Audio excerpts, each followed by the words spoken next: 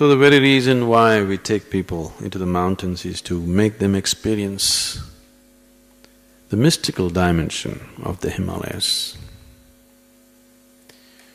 We are not a tourist company. If you go there by yourself, the enormity of the mountains, the natural beauty of the mountains is so overwhelming that you will just be gaping at every rock and every peak, because it's much more than your eyes can grasp. It's very difficult for you to understand what's Himalayas, even physically.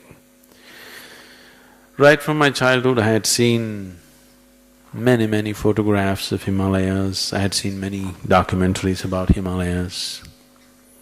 I had a huge picture of Himalayas in my mind. But the first time I went there, everything that I had in my mind was shrunk. What is actually there is far bigger than that, you know.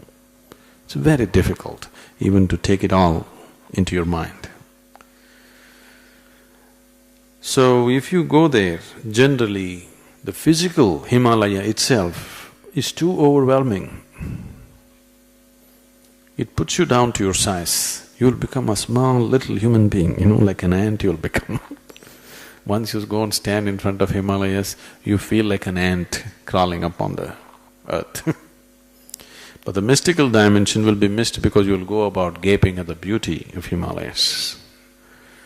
So, the very purpose of taking people on a trek like that is so that they can have an experience of a completely different dimension. If I go into these things, it'll go endlessly, your question. Let me try to bring a little experience to you.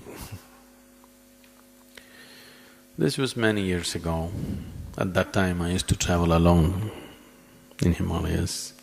But now traveling alone is impossible. If I go, I have a full 10 busloads of people with me.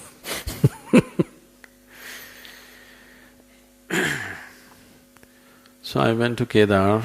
Beyond Kedar there's a place called Kanti Sarovar. Anybody been to Kedar? Nobody? Okay, that's good. Beyond Kedar there's a place called Kanti Sarovar.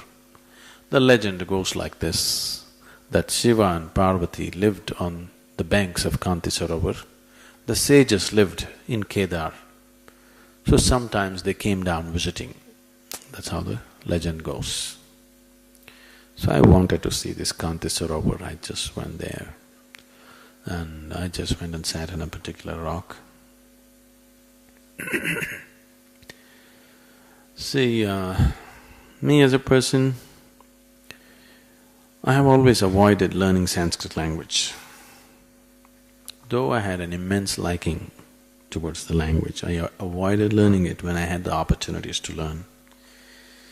Because the moment you learn Sanskrit, you will end up reading the scriptures. My own vision has never failed me even for a moment in my life. I didn't want to clutter myself with traditions and scriptures and other things. Right now, everything that I do is simply, purely from the source, not cluttered with any tradition, any scripture, any teaching, simply looking at life. So I didn't want to read scriptures, I consciously avoided Sanskrit language. And that day, I was sitting there alone. It's… in terms of visual beauty, it's the most incredible place that you can think of. You know, snow-clad mountain peaks, completely snow-clad, everything. And there's a… you know, like a lake which is about 2 kilometers, 2 square kilometers kind of lake. Absolutely still, reflecting the mountains. It's, you know, not even a blade of grass anywhere, everything is white, and this patch of water reflecting the mountains. It's indescribable, really, even visually, I'm saying.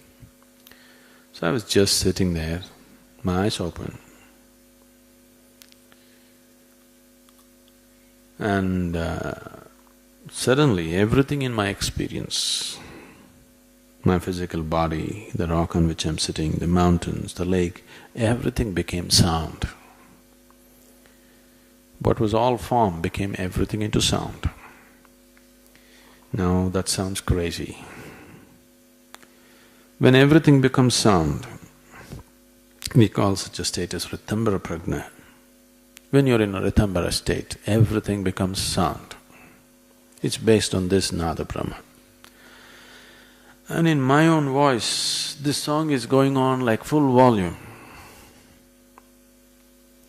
I can clearly feel that my mouth is shut. I'm not singing, but it's my voice in full volume. The song is just going on.